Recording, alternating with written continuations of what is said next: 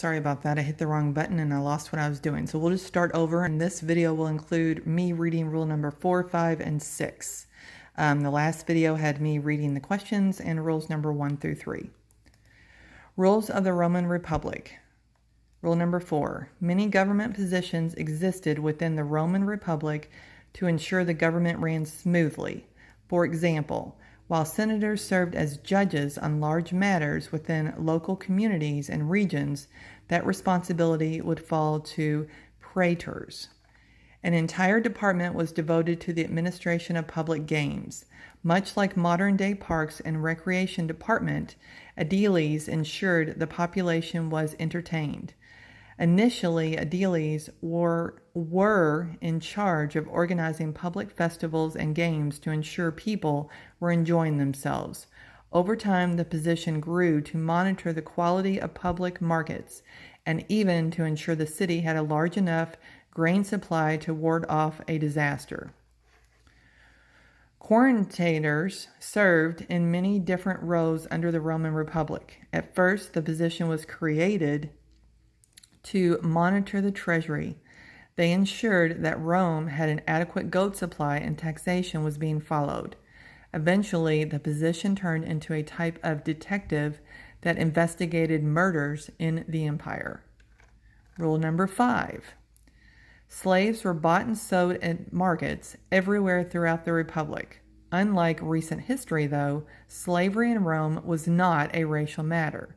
Slaves in Rome, mostly criminals or foreigners who lost a war, manumission, to be released from slavery was very common in Rome after a slave had served his or her punishment.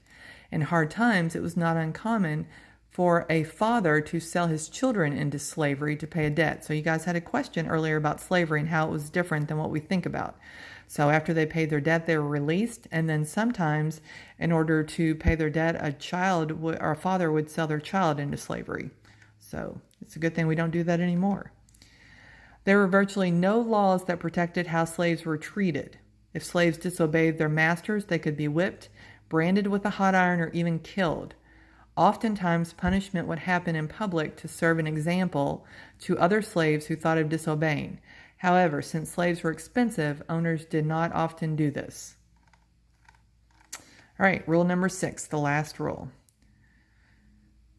Rome's society gave few, if any, rights to women. The father was legally the head of the household and had to complete authority over his wife and children. Roman law reinforced this. For example, Roman law regarded that a wife is the property of her husband and is completely subject to his will. So thank goodness this is one of the ways that you all can write down that this is not like our government today.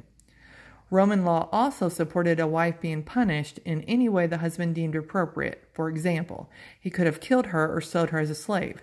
Thank goodness this is also something that our government does not have. So that's another thing that you all could write down. The right to own property was also strictly prohibited by women. Anything she owned instantly became her husband's property upon their marriage. Again, something else that is not the same with our government.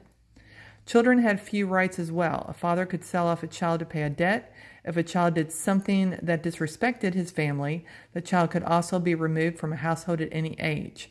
Also, if a child was born with a deformity or was determined to be weak at birth, Roman law supported the execution of the father asked for it. So thank goodness those are things that we don't have today. And if you look back, there are many where they talked about having a senate, having rules. Those are all things that we definitely have in our government today. So those are things that you could list for our government today. Make sure that you go back, look at the questions, pause this video if you need to at any time, and read it. So you're going to answer the question, and you're going to write down the rule number after you answer the question. All right. Have a good day. I will talk to you later. Bye.